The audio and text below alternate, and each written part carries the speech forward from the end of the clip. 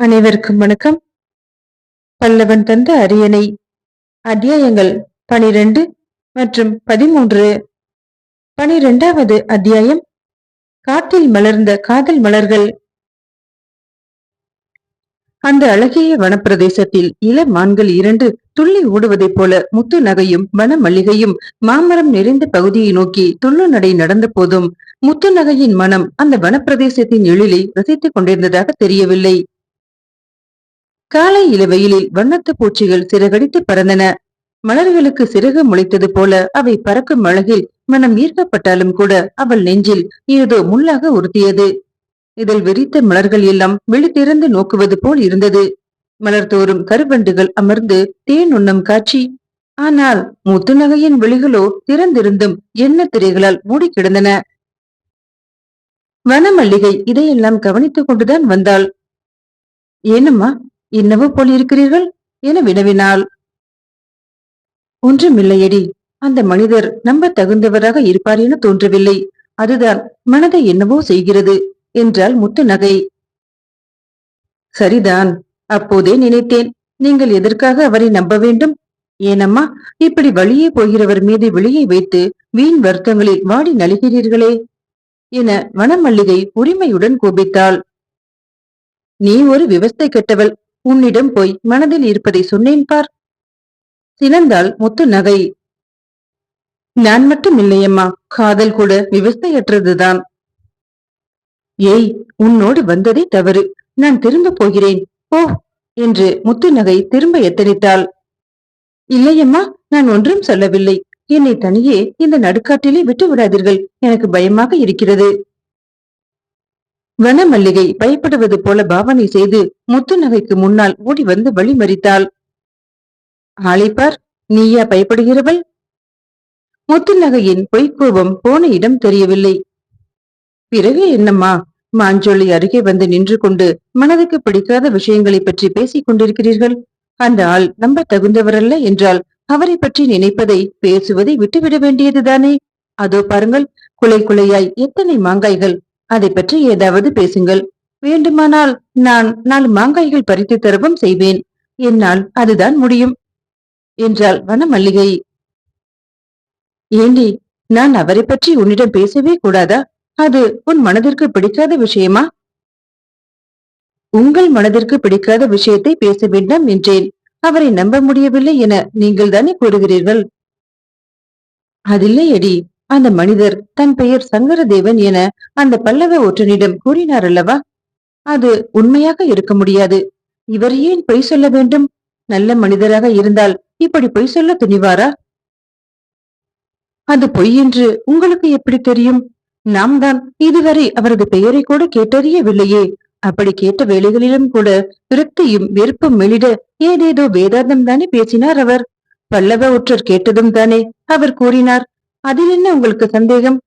சரி, வாருங்கள், நாம் அந்த மாஞ்சோலைக்குள் செல்வோம். வனமல்லிகை முத்துநகையை அழித்துக் கொண்டு ஒற்றையடி தடத்தில் அடர்ந்து கிடந்த புதர்களை தாண்டி சென்றாள். நம்மிடம் பெயரை சொல்லவில்லை, அந்த பல்லவ ஒற்றனிடமும் உண்மை பெயரை சொல்லவில்லை. அதனால்தான் அந்த மனிதரின் மீது சந்தேகம் விழுகிறது. உங்களுக்கு மாங்காய் வேண்டுமா வேண்டாமா? வனமல்லிகை கீழே குனிந்து 2-3 கற்களை எடுத்து மரத்தின் மீது வீசினாள். மாங்காய் ஏதும் விழவில்லை. கற்கள் குறி தவறின. ஆனால் இளம் மாங்காய்களுக்கு இறக்கை முளைத்தது போல மாமரத்தில் இருந்து கிளிகள் அச்சத்துடன் சப்தம் எழுப்பிய வண்ணம் பறந்தன. உனக்கு இப்போதும் தின்பதிலேயே சிந்தனை. மாங்காய், புளியங்காய், விளாங்காய் ஒன்றுமே கண்ணில் படக்கூடாது. உடனே கல்லை தூக்கி கொண்டு நின்று விடுகிறாய். நான் எத்தனை முக்கியமான விஷயம் பற்றி சொல்லிக் கொண்டிருக்கிறேன். சினுங்கினாள் முத்துநகை. வனமல்லிகை அதை லட்சியம் செய்யாமல், உனக்கு முக்கியம் என்றால் எனக்கென்ன ஆச்சு என்று எண்ணுபவள் போல ஒரு மாமரத்தின் மீது ஏறியவாறே, கையில் ஒரு கவன் மட்டும் இருந்தால் இந்நேரம் குலை குலையாக மாங்காய்களை உதறிச் செய்திருப்பேன். பச்சரிசி மாங்காய் அம்மா இது. தின்பதற்கு எத்தனை நன்றாக இருக்கும் தெரியுமா? சரி, நீங்கள் பாட்டுக்கு அந்த மனிதரை பற்றி சொல்லிக் கொண்டே இருங்கள். என் காதல் விழுகிறது என்றாள். எத்தனை அலட்சியம்! நாம் எத்தனை மனவேதனை படுகிறோம். அதை பற்றி கிஞ்சிற்றும் எண்ணாமல் இப்படி இருக்கிறாளே இவள். ஏற்கனவே இவள் அஞ்சனா புத்திரி, ஆஞ்சநேயரின் சகோதரி. மாங்கிளைகள் வேறு தாழ்வாக படர்ந்து கிடக்கின்றன. மரத்தையே ஒரு உழுக்கு உழுக்காமல் இவள் கீழ் இறங்க மாட்டாள் என்று மனதிற்குள் நினைத்தாலும் அந்த இளைஞனை பற்றிய ஆதங்கத்தை அவளிடம் சொல்லாமல் இருக்க முடியவில்லை முத்து நகையால். ஏனடி, கடந்தை நகரில் நம்மிடம் பேசும்போது அவர் தன்னை ஒரு பௌத்தன் என்றல்லவா கூறிக்கொண்டார். பௌத்தர்கள் சங்கரதேவன் என பெயர் வைத்துக் கொள்வதுண்டா என வினவினாள். மாங்கிளை ஒன்றில் அமர்ந்து அது ஊஞ்சலாக அசையும் சுகத்தில் உற்சாகமடைந்து கொண்டிருந்த வனமல்லிகை இப்போது உண்மையாகவே வியப்பால் வெளிமலர்ந்தாள். தலைவியின் புத்திசாலித்தனத்தை பாராட்ட வேண்டியதுதான் என்று எண்ணியவளாக, உங்களை என்னவோ என நினைத்தேனம்மா. கருத்தை மயக்கும் காதல் வயப்பட்டால் கூட கவனம் சிதறாமல் அனைத்தையும் ஆராய்ந்து விடுகிறீர்களே என்றாள். போதுமடி உன் புகழ்ச்சி. நான் சும்மா இருந்தாலும் நீ விடமாட்டாய் போலிருக்கிறது. காதல் அது இது என பிதற்றாது போனால் உனக்கு தலையே வெடித்துவிடும் அல்லவா என்றாள் முத்து நகை. அந்த கிளையில் எழுந்து நின்று கொண்டு மேல் கிளை ஒன்றை நன்றாக பற்றியபடி கைக்கு எட்டுகிற தூரத்தில் இருந்த மாங்காய்களை பறிக்க முயன்றவாறே முத்து நகையை குனிந்து பார்த்த வனமல்லிகையின் கண்களில் அப்போதுதான் அந்த காட்சி தென்பட்டது. புதர் மறைவில் இருந்த புலி ஒன்று முத்து நகையின் மீது தாவ தயாராகி கொண்டிருந்தது. ஓடுங்கள் அம்மா, புலி புலி பாயப் போகிறது, ஓடுங்கள் என்று பதறியவளாக உரக்க கூவினாள்.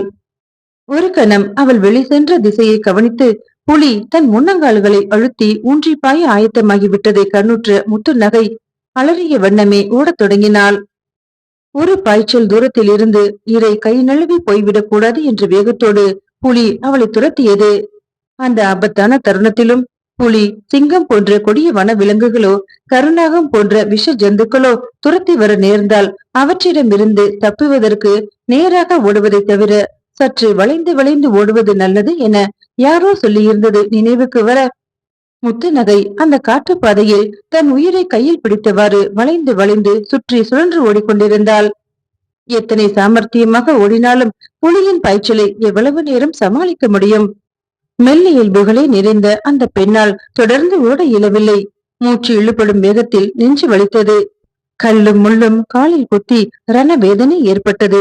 அந்த கொடும் புலியோ அது கையெட்டுகிற தூரத்தை சமீபித்துக் கொண்டிருக்கிறது. இனி தப்புவது துர்லபமே. முத்து நகை கண்கள் இருள மூச்சித்து விழுந்துவிடக்கூடிய நிலையில் பட்டென இதன் மீது மோதிக்கொண்டாள். ஆறுதலான அணைப்பு. கல்லாய் இறுகி கிடந்தாலும் கனிவான உஷ்ணம், கனலும் சரீரம் அது. இதமாக தன் தோள்களை பற்றிய உறுதிமிக்க கரங்கள். பயப்படாதே என்ற அபய குரல்.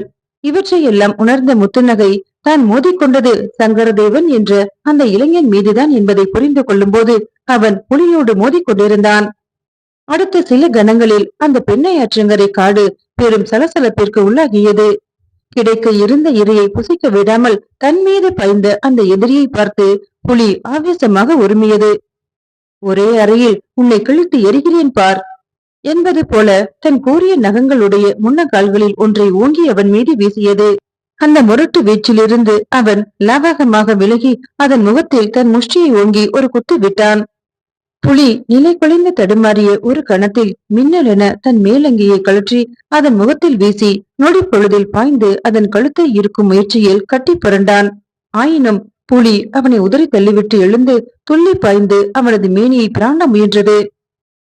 மிருக பலத்திற்கு முன் அதனை எதிர்த்து வலிமையுடன் அந்த வீர மனிதன் போராடி தத்தளித்த கணங்களில் அவள், நம் பொருட்டு இவர் தன் உயிரையும் பொருட்படுத்தாமல் இப்படி இந்த கொடும் புலியோடு போரிடுகிறாரே என்று மனம் பரிதவித்தாள்.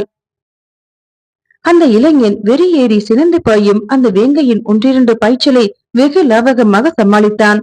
அது தன் மீது தாவிய போதெல்லாம் அதன் முன்னன்கால்கள் தன் மேனியை பிராண்டி விடாத வண்ணம் போர் நுட்பத்துடன் தடுத்தான் அவன். சிறிது நேரம் அந்த முரட்டு ஜீவனுடன் விளையாடுவதைப் போல அதை சீண்டு விட்டு வேடிக்கை பார்த்த அவன் அதன் ஒவ்வொரு மூர்க்க ஆவேச தாக்குதலிலும், நான் உன்னை விட பலசாலி மட்டுமல்ல, புத்திசாலியும் கூட என்று அதற்கு நிரூபித்துக் கொண்டிருந்தான். புலியும், உன்னை ஒரு பிறண்டாவது பிராண்டி உன் குருதியை சுவைக்காமல் விடமாட்டேன் என்பது போல ஆக்ரோஷத்துடன் உரிமையபடி பாய்ந்தது. அவனும், சரி, இனி உன்னுடன் விளையாட எனக்கு நேரமில்லை, என் வித்தையை உனக்கு காண்பிக்கிறேன் என்பது போல அதன் மீது சம வேகத்தில் எகிரி பாய்ந்து வலது கை விரல்களை ஒரு சேர வைத்து கையை தட்டையாக விரித்து ஒரு கத்தியால் பிளப்பது போல அந்த வேங்கையின் நெற்றி பொட்டில் ஒரு வெட்டு வெட்டினான். அடுத்த கணமே புலிக்கு தட்டமாலை சுற்றியது. அது நிலை குலைந்த நேரத்தில் அதன் மீது தாவி முதுகில் ஏற முயல்பவனைப் போல தொற்றிக்கொண்டு அதன் கழுத்தை நெரித்து உலுக்கினான்.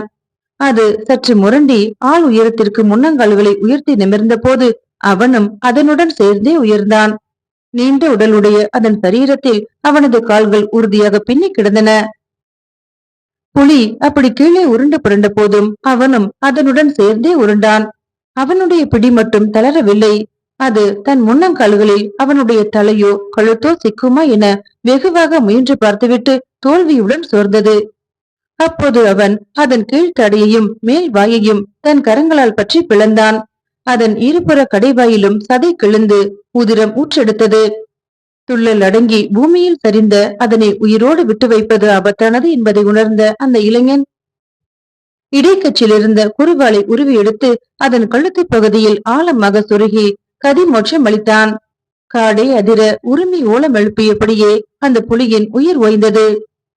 புலியின் கழுத்திலிருந்து பீரிட்ட குருதி தன் மேனியெல்லாம் வழிய கீழ்வானில் உதித்து எழுந்த செங்கதிரோன் கதி மாறி மண்ணில் இறங்கி வந்தது போல குறுவாலை உருவிக்கொண்டு எழுந்து நின்ற அந்த இளைஞனை கண்ட முத்துநகை அச்சமும் கூச்சமும் அகல அவனை சந்தித்த கணம் முதல் இதயத்தே எழுந்த ஆயிரம் ஆயிரம் சலனங்களும் சங்கடங்களும் சந்தேகங்களும் ஒசுங்கி அழிய அணை உடைத்த வெள்ளம் என ஓடிச் சென்று உயிரில் உயிர் இழைவது போல அவனை கட்டி தழுவி கொண்டாள்.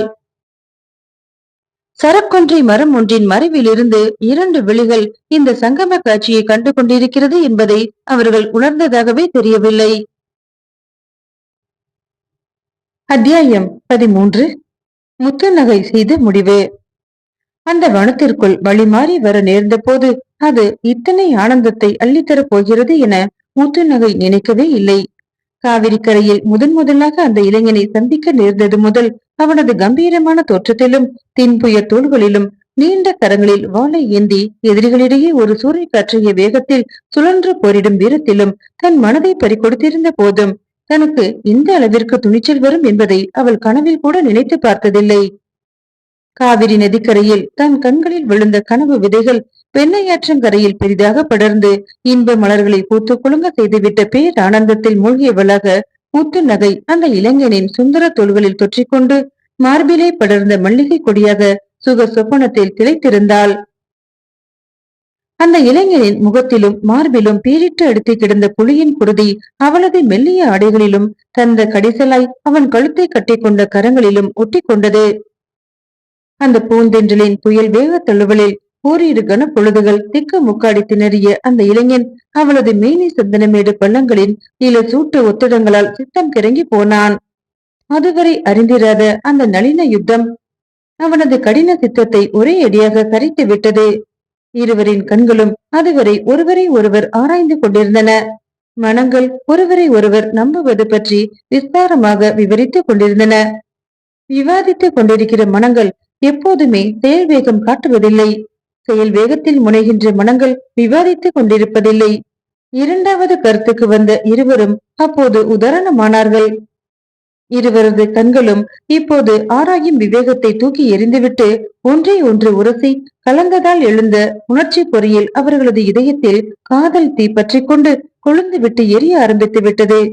உறைந்து கிடந்த உணர்வுகள் விழித்துக் கொண்டதால் இருவரது விழிகளும் இப்போது இமைகளின் அடியில் பதிந்து கிடக்க அவள் தலை அவனது மார்பிலும் அவன் தலை அவளது கழுத்திலுமாக கவிழ்ந்து கிடந்தன.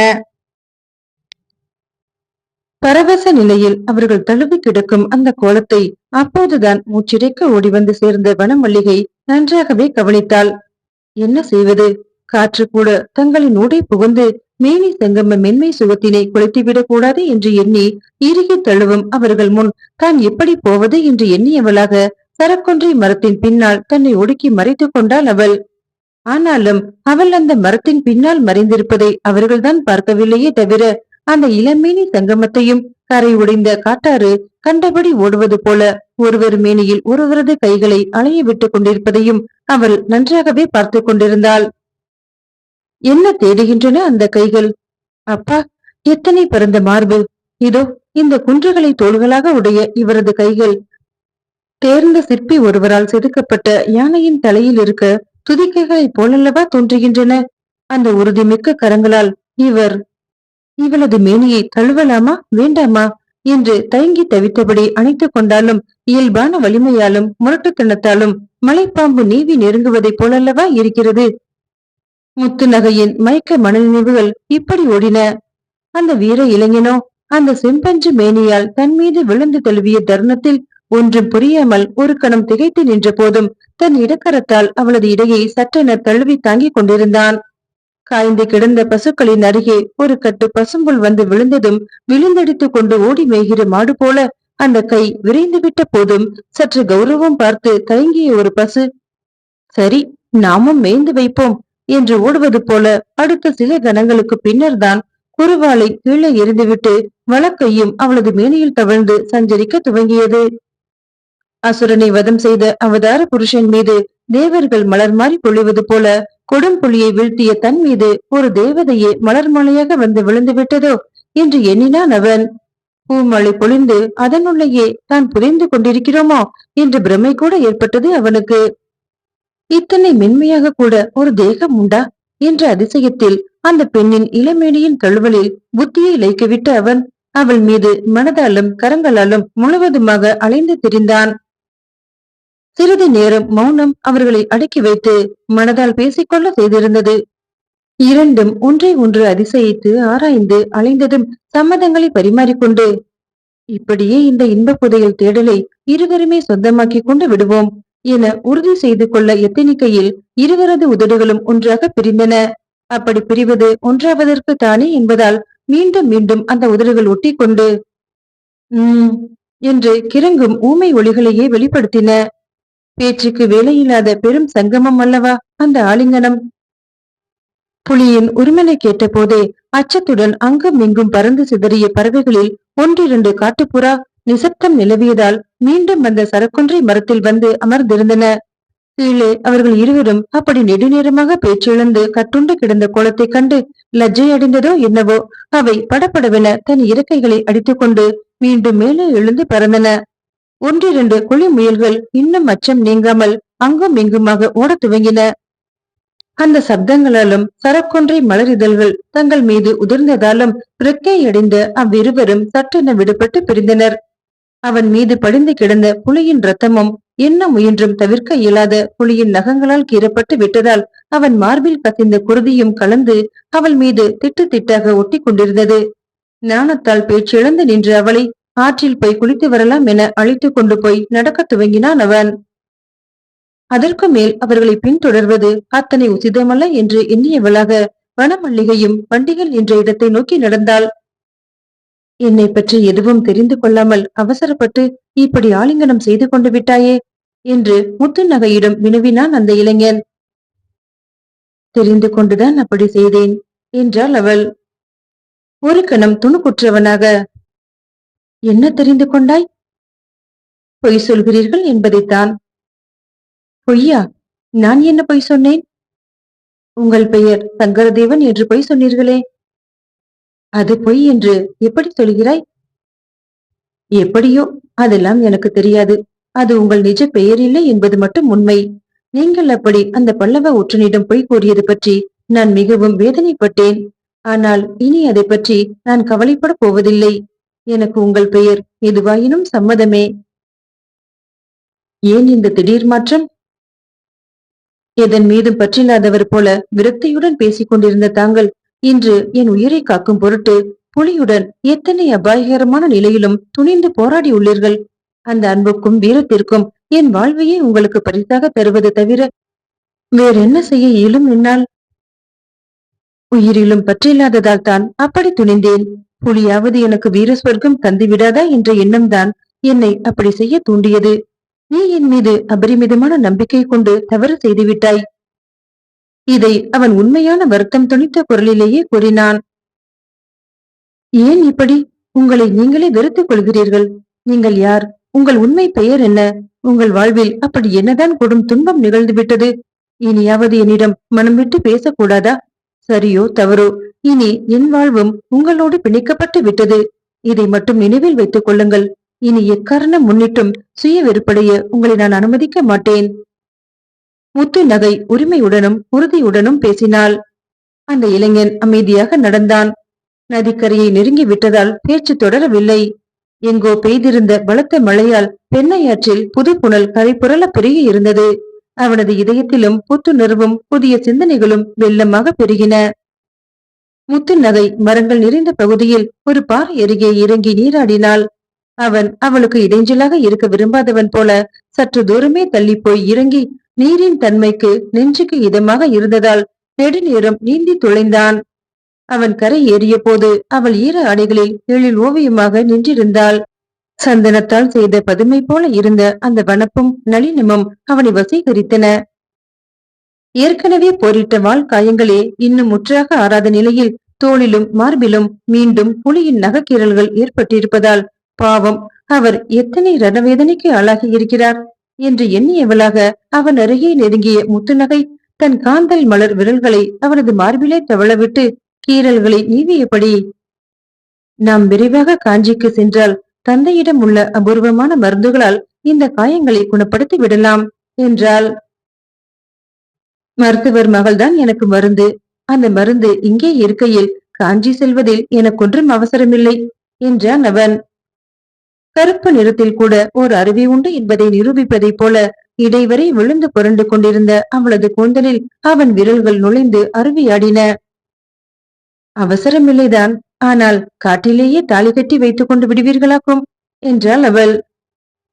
இந்த காட்டிலேயே இருந்துவிட வேண்டும் என்பதுதான் என் உண்மையான ஆசையும் கூட முத்துநகை. நல்ல வேளை ஒன்றை நினைவுபடுத்தினாய். நம்மை ஒன்றாக இணைத்து வைத்துள்ள அந்த புலியின் பற்களை பிடுங்கி உன் கழுத்து மாலையில் கோர்த்துவிட வேண்டும் என்பது என் ஆசை என்றான் அவன். புலி பற்களை விட என் பொருட்டு மார்பிலே இத்தனை கீறல்களை ஏற்றுக்கொண்டீர்களே, அதற்கு காரணமான அந்த புலியின் நகங்கள் தான் எனக்கு வேண்டும். அவற்றை என் கழுத்தில் அணிந்து நான் உங்கள் மார்பில் சாயும் போதெல்லாம் நீங்கள் எனக்காக புலியுடன் போரிட்ட அந்த வீரம் செறிந்த காட்சி என் மனக்கண் முன்னே விரியும் என்றாள் முத்து நகை.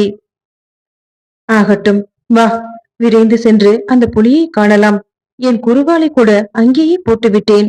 ஓநாய்களும் நரிகளும் அங்கே கூடி விடுவதற்குள் விரைவாக நாம் செல்ல வேண்டும் என்று கூறி அவளை கைப்பற்றி அழைத்துக் கொண்டு புறப்பட்டான் அவன். அப்போதுதான் அவர்களை ஓர் அடி கூட எடுத்து வைக்க விடாமல் தடுத்தவாறே 4-5 முரடர்கள் அந்த விபரீத தகவலை கூறிய வண்ணம் அவர்கள் முன்பு தோன்றினர். மீண்டும் நாளைய பதிவில் சந்திக்கலாம். நன்றி.